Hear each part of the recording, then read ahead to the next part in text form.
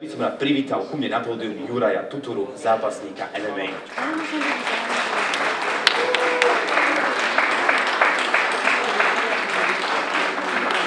Juraj, ahoj. Ďakujem, ahoj. Môžeš si kľudne sadnúť. Ja vám tak na začiatok ešte narýchlo nalejím vodu, že keby náhodou ťa smedilo, tak sa napí. Ďakujem. No a s tým, že už má aj televízia, keď ma teraz pred chvíľočkou spovedali, takže vlastne, že na základe akého kľúča sme vyberali týchto hostí, tak pani riaditeľku sme zobrali na základe toho, že chceme predstaviť letný program, potom Adam nám niečo možno odporúči na cestu. No a s tým, že akože tvoj zápasnícke umenie nejak asi možno nesúvisí s letom, lebo sa robí priebehu celého roka, ale je tu veľká príležitosť, pretože, ak sa nemýlim, tak si vlastne minulý mesiac vyhral bronzovú medailu z majstrovstiev sveta IFMA, takže je to International Federation of Muay Thai Association, čo znamená Medzinárodná federácia asociácií Muay Thai. Alebo jednoducho povedané, ak sa nemýlim, že to je tajský box. Tajský box, hej. Tajský box. Prečo sa to potom volá, že Muay Thai, aby s tým mali ľudia problém to vysloviť? Tak to je asi tak v Tajsku to tak volajú, u nás na Slovensku to má preložené tajský box. Originál sa to volá Muay Thai. Výborne, lebo raz pozeral som tiež taký rozhovor, zase tam bola dáma a tak tam sa to učili správne vyslovovať, aby dobre bolo. Takže aby to nebolo prepočuté s tým, že teda bronzová medaila v rámci reprezentácie Slovenska je krásny počin, čiže ešte by som to tak chcel možno, že nechať doznieť a potom nenápadne vyvolať vás potlesku, lebo je to naozaj, že bronzová medaila na majstrovstvách sveta.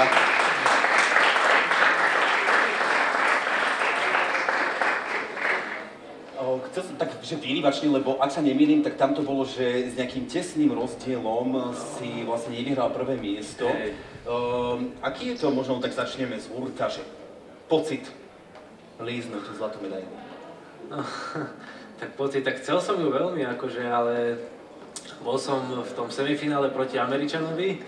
Zápas som podľa mňa aj vyhral, ja som ho tam lovil, prvé kolo bolo vyrovnané, ďalšie dve kola som ho lovil, som ho naháňal po ringu. Len rozhodci to asi videli inak, pretože aj mi to tam vysvetľovali niektorí, že Amerika je veľká federácia, že im tam nosia veľa peňazí, takže nemôžu asi len tak nechať Slováka vyhrať takýto veľký zápas.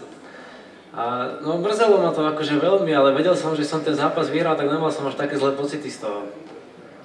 Takže akože technicky si teda v podstate, že víťaz toho zápasu, len proste možno akože po známosti ti to o kúsok ušlo. Tak my pevne veríme, že budúci rok, to súťaží sa každý rok. Každý rok, aj. Každý rok. A plánuješ sa určite aj budúci rok prebojovať určite, do samého finále, tak aby už tentokrát tá zlatá medaila určite bola. Budeme samozrejme držať palce. V rámci týchto majstrovstiev, ktoré sa odohrávali že v Thajsku, v Bangkoku, bol to tvoj že prvý výlet do tejto krajiny? Druhý, bol som tam druhýkrát. Druhýkrát tiež akože opäť, že na majstrovstvách? Ne, prvýkrát som tam bol iba tak na dovolenke zatrénovať si v kempe, som tam bol s rodinou a teraz druhýkrát som tam bol na majstrovstvách.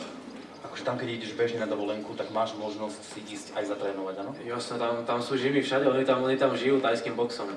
A to akože aj ja, keby som tam išiel, tak tam môžem si zatrénovať, alebo... Zatrénovať si tam môže každý, aj tu v Lovci si zatrénovať môže každý. Aj tak nebudeme to siliť, ale to len tak som sa chcel opýtať, keby náhodou mal niekto cestu do Thajska toto leto, takže keby máte chuť si to vyskúšať Muay Thai, takže dvere sú otvorené. Určite v Thajsku, no, tam najlepší tréneri, tam nás naučia najlepšie tajský box, aj celé to okolo toho. Lebo to nie sú iba boje, to má tradície, to sú tance, to sú ceremonie, modlitby, tam je toho veľa. A ty to všetko akože ovládaš, alebo už len tak, že... Ja sa to postupne všetko učím, hej. Aby si bol už taký ten pravý tajský bojovník. Áno, Tým, že mám to aj napísané, ja som čítal, že ty, keď si mal taký príspevok ďakovný na Facebooku, tak si tam spomínal aj senseja. Ty si mal aj vlastného senseja. Sensei je, ako to chápem správne, taký guru, ktorý ti to pomáha všetko spracovávať aj po tej psychickej stránke. Hej, sensei je tréner a my sme ho len tak nazývame, že sensei akože nášho trénera. Ja, tak nebol taký ten pravý tajský pán, ktorý by ťa niečo... Nie, to sa ani nehovorí, že sensei, tuto v thaiboxe. To mi len tak si dali názov, že pre trénera je sensei. A ja som si myslel, že sa toho chytím, že tu troška prekopeme aj, že Kill Bill a tak, že keď sa tam učila rukou prederaviť, že som sa chcel opýtať, či aj teba zaživa pochovali, aby si sa musel z podzeme dostať, ale tým pádom, keďže nám sensei hneď padol na začiatku, tak nejako prejdeme simultánne ďalej. Medzi tvojim, že Juraj Tutura býva ešte veľakrát, keď som si ťa googlil, že Bigfoot. Hej. Prečo Bigfoot? Lebo mám veľké nohy. Akože Hej, no ja som bol mladý chalan, ja som v 12 rokoch som začal trénovať tajský box a tam bol tréner vlastne Lukáš Rus a on mi vtedy vymyslel tú prezývku, povedal, že proste pozri sa, že aké má nohy, že toto bude Bigfoot. Tak odtedy mi to tak zostalo. Takže tým pádom akože nebolo, že vlastne len v 12 rokoch boli tie nohy veľké, ale až do súčasnosti sú veľké. Tak môžem sa len tak opýtať, že veľkosť nohy? 46. No nie je to až taký extrém, ale zostala mi prezývka. Tak asi to je dosť veľká noha. Myslím si, že asi na takú nohu sa ťažko zháňajú možno obu. A dá sa.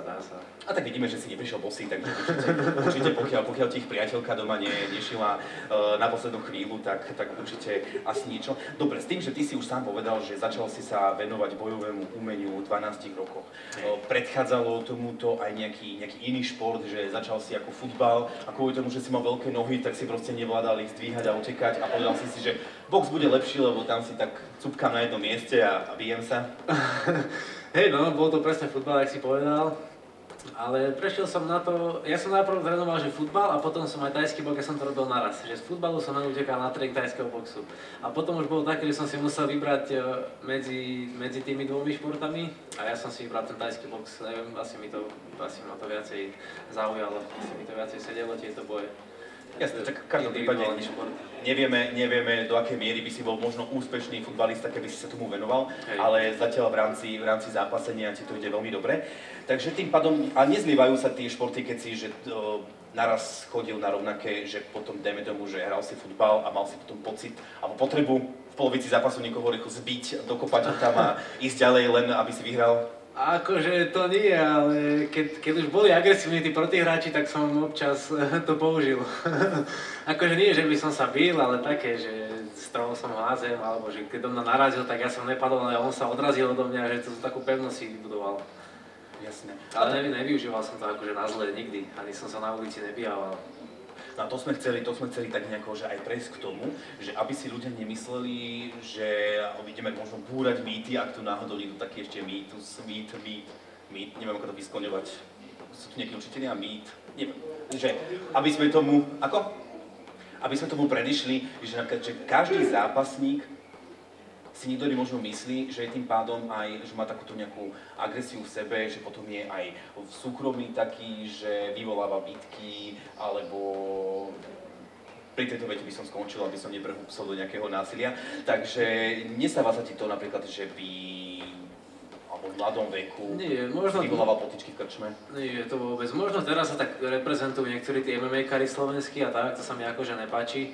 Ale tajský box, on učí skôr pokore, skôr tomu kľudu. Práve, že ja si myslím, že keby som nerobil ten tajský box, ja som bol také živé decko, takže vtedy by som sa možno bijával, že by som bol taký. Ale práve kvôli tomu tajskému boxu už som bol taký ukludnený a už som nachádzal aj tú pokoru, už v tom mladom veku. Takže ja si myslím, že aj kvôli tomu sa na ulici, nemám vôbec takú potrebu sa bijavať na ulici, alebo niečo také. A to je pekné, a v takom mladom veku. Lebo zabudli sme asi povedať, že asi možno dôležitá informácia je, že máš teraz 23 už. Lebo tam boli, tuším, že tie kategórie sú do 23 rokov. Áno. Tá juniorská, potom už budeš senior? No potom už budem, áno, Ačku v skupine.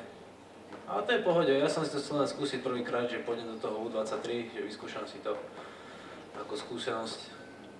Dobre, a teraz ja by som chcel možno kvôli tomu, mal som aj minulý mesiac športovca a tam som to na rovinu povedal, že mňa ten šport nejako obchádza, tak aby sme možno tak nejako to vysvetlili, ak sa to dá nejakej možno zjednodušenej verzii povedať, že čo vôbec ten tajský box znamená, v skratke, aké sú tam pravidlá, čo sa používa. Ja som si dneska vygooglil, že je to 8 končatinový umenie 8 zápas. končatín, hej. A teda teraz, potom som rozmýšľal, keď sú tam dvaja, aj tak proste mi to nevychádza, ten počet končatín. A nakoniec sú to vlastne nohy, nohy, kolena, lakte. a lakte. A tým všetkým sa môžeš byť. Áno. všetko môže využívať. A ešte je niečo, čo by si nám vedel doplniť k tomu, že či je tam nejaký, že možno rozdiel, potom ešte, aké sú ešte bojové umenia? No je veľa ich, je kickbox, box, MMA, rôzne je ich vážne veľa, karate napríklad, taekwondo. Ale rozdiel napríklad veľa ľudí si to milí s kickboxom. Kickbox sú vlastne iba ruky a nohy, bez kolen, bez lakťov a v tajskom boxe je plus ešte clinch. To je vlastne boj zblízka. Keď dostanete sa blízko k sebe, tak môžeš dať tam ten laket napríklad, alebo koleno, alebo môžeš super strhnúť na zem. Takže v tomto je taký asi rozdiel. A potom v tajskom boxe sú tie tradície, tie rituály, čo mňa tak fascinuje. Čo sa vykonáva? Hej. Pred každým zápasom sú aj v tajskom boxe také tie uvítačky, kde prídu iba v spodnom prádle a škaredo si pozerajú takto z tváre do tváre? Áno, stare down. To vždycky býva na vážení deň predtým. A aký to má zmysel? To ja neviem. Či sa len vyprovokovať, alebo sa len škaredo sa pozrieť do očí, lebo párkrát som videl takéto nejaké video a už to tam tak hraničilo z toho, že davím, dajú si pusu, nedajú si pusu, lebo naozaj boli tak, že takto napísať do teba. Niektorí si aj dajú, no, ale podľa mňa pre niektorých začína už ten boj vtedy. Už tam, kto sa vydrží dlhšie pozerať a škaredé pohľady na seba dávajú tí zápasníci a takéto. Takže to je taká psychická hra, by som povedal, už predtým to začína.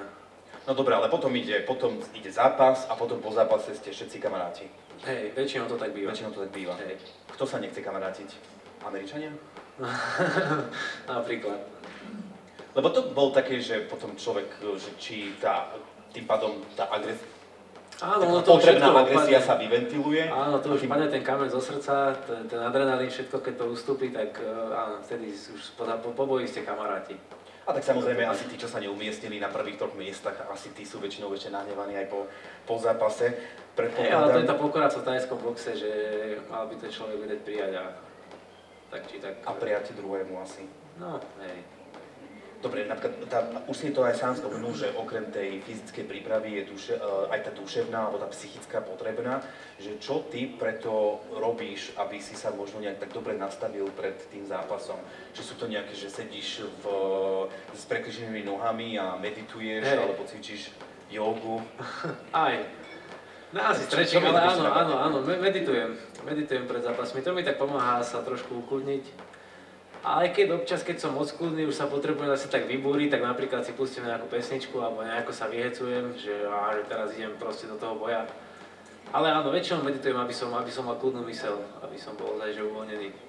Dnes mi bolo vytknuté, lebo priznám sa, nevidel som ešte celý film, že Karate Kid a že chcem robiť rozhovor so zápasníkom. Je toto tvoj obľúbený film? Nie. Máš rád že asi viacej romantické, nie? Priateľka pri kýve teraz, že áno. Aby som to tak nejako že vyvážilo, lebo pozerať také bitkárske filmy a potom ísť sám asi na zápas, aj to môže byť asi motivačné. Potom by sme sa chceli aj zistiť, že či sú nejaké parametre, ty keď si šiel ako 12, že proste len sa rozhodneš, že chcem robiť takýto zápas, prihlásiš sa niekam a tým pádom v tom nejako pokračuješ. Sú tam aj nejaké potrebné parametre, že či už váha, výška? Váha. Jediné, čo musíš splniť, je váhový limit. Aby ste mali rovnako so súperom. Buď na amatérských zápasoch to je, že v deň zápasu, alebo v profesionálnych to je, že deň pred zápasom. A tak to už je, keď už ideš na zápas. Ale tak keď je to nejaké malé dieťa, ktoré sa rozhodne, tak môže mať aj kilečko navyše a potom to vyšportuje. No tak neviem, no tam je vždycky ten váhový limit musí byť dodržaný. To je jediné, čo predtým musí byť dodržané, ten váhový limit. Potom tam nehrá rolu, že či si vysoký, nízky, to je jedno. Áno, to som aj čítal, že na toho Američana si tuším nedočiahol, že bol... To som mal, na Estonca, no, ale to som vyhral.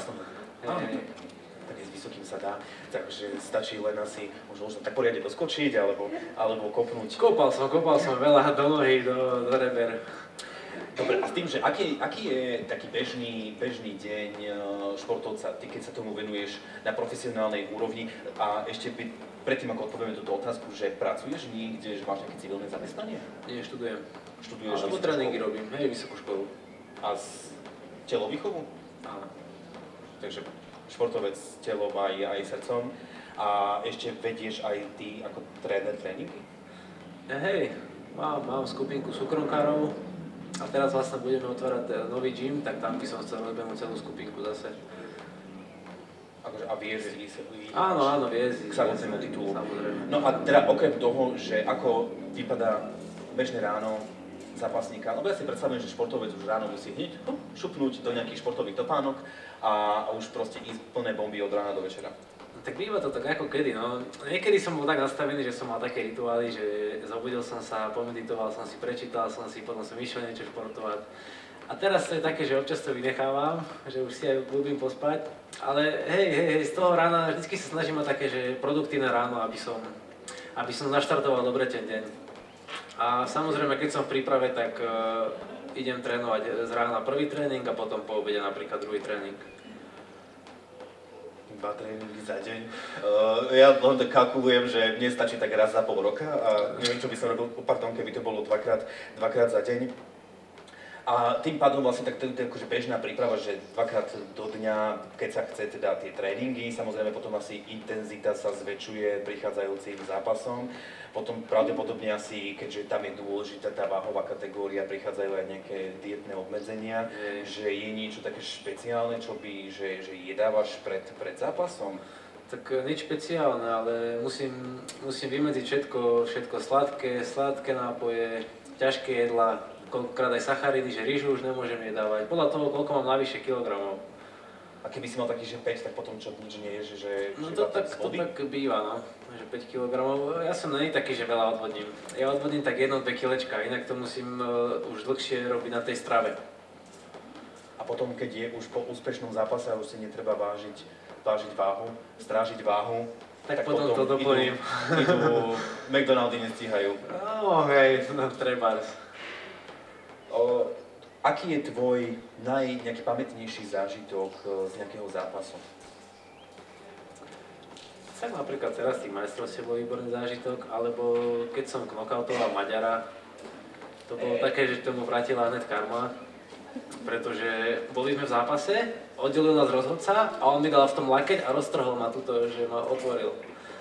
Tak to bolo také, že dobre, že spravil to po stope a hneď na to nás pustili vlastne a ja som mu vrátil ten lakeť a som ho vlastne ukončil.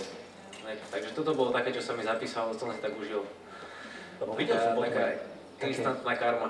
Video, kde si mal roztrhnuté čelo. Áno, aj to bol super zápas.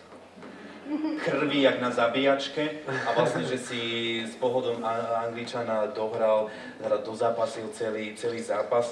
Potom mi zrovna kolega aj ukazoval na videu, keď mi vravel, že zavolaj Juraja Tutúru do talk show. Toto bolo prvé video, ktoré som videl.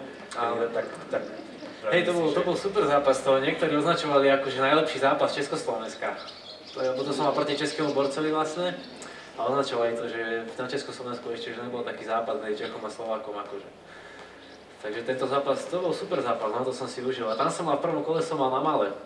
A som ma dostal do počítania na konci kola. To som sa nejako spamätal, ešte otriasal do druhého kola, tam ma otvoril s tým lakťom, že mi spravil ten šráf. To rozhodca hovoril, že mi vidí až do mozgu. A vlastne neviem, čo sa vtedy stalo, že či ma tá krv tak nejak naštartovala alebo čo. Ale jak mi začala tiesť tá krv, ja som to keby že zacítil a úplne som prepol. Neviem to vysvetliť, úplne som v takom jak tranze vtedy v tom boji. Že začal si túto hru, tak dobre, teraz môžeme hrať takúto hru. No a to bola taká sekanica. Ale to bol super zážitok, no. Dobre, takže tým pádom ty, keď si bronzový medailista a teda Slovák, že majster sveta, tak tým pádom v tomto športe si aktuálne najlepší na Slovensku. Hej. Tak skromne. Malo by to tak byť, no, ale... Hej no, je nás tu akože veľa borcov, je tu konkurencia aj na Slovensku, ale v rebríčkach som asi teraz jednotka. Hej, v mojej váhe. Výborne, neviem teraz ako Chcel som to spomenúť, ale neviem teraz na to ako reagovať, že wow, alebo že super, akože určite nás to teší, že priamo takýto človek je tu aj v Lovci, takže ja pevne verím, že každou ďalšou talk show sa nám podarí odhaliť rovnako šikovného človeka ako si ty. No a teraz v najbližšej dobe ťa čaká nejaký zápas? Teraz mám voľno, pripravujem sa na štátnice, ale myslím si, že v septembri, keď mi do toho niečo dojde, tak v septembri by som mal mať ďalší zápas. A tu na Slovensku? Malo by to byť, buď to bude v Trenčíne, alebo v Prahe, alebo v Brne. Ešte není miesto určené. A to sú bežne také zápasy, že človek si tam môže kúpiť lístok? Hej, áno, taký gala večer, hej. Tak potom sledujte Jurajové sociálne siete a môžete si kúpiť buď v Trenčíne, alebo v Prahe, alebo kdekoľvek, všade je blízko, takže môžete ísť do toho. No a tak už len tak k záveru, že chcel som sa opýtať, že kedy sa ide na nejaký aktívny dôchodok zápasnícky, že kedy je už že dosť stačilo, nevládzu mi kolena, bolia ma nohy. No, tak niektorí skončia už v mojom veku napríklad a niektorí skončia napríklad 40, no to je veľmi individuálne. Že dá sa to ťahať, kým človek vládze. No, dá sa, jasné, hej. A je to aj podľa toho, že koľko má ten človek zápasov, alebo aké má zápasy, lebo ja som zápasil aj v malých rukavičkách a to je také, že ono to veľmi kráti tú životnosť zápasníka. Lebo napríklad mal som dolamanú ruku z toho, pol roka som netrénoval, mal som toto vlastne, otrasy nejaké mozgu tam boli, ale také iba akože mierne. Ale hej, no podľa toho, ako človek zápasí, ako často, aký má štýl a ako mu slúži zdravie. Celkovo aj ten životný štýl podľa mňa veľa spraví, keď niekto sa odá, že zdravo stravuje, snaží sa zdravo žiť, ale keď niekto to má, poviem to tak lohovsky uprdele, tak asi sa zničí skôr to telo. No. Takže je to veľmi individuálne. Dobre, tak my ti v každom prípade budeme držať palce, aby ten dôchodok zápasnícky prišiel čo v najneskoršom veku, aby si reprezentoval Hlohovec a Slovensko v tých najkrajších farbách alebo v tom najlepšom svetle. Lebo už nám tak tých 20 minút ubehlo ako voda a doslova ako voda, lebo celý čas som tu kvapka zo strechy, takže ja mám pocit, ako keby som sedel v dažďovom pralese, ale cítime sa tu príjemne, takže ja ti veľmi pekne ďakujem, že si našiel čas, že si prišiel o sebe porozprávať, no a my sa pomaličky presunieme k ďalšiemu hostovi, takže na záver ďakujem veľmi pekne Jurajovi Tuturovi, zápasníkovi.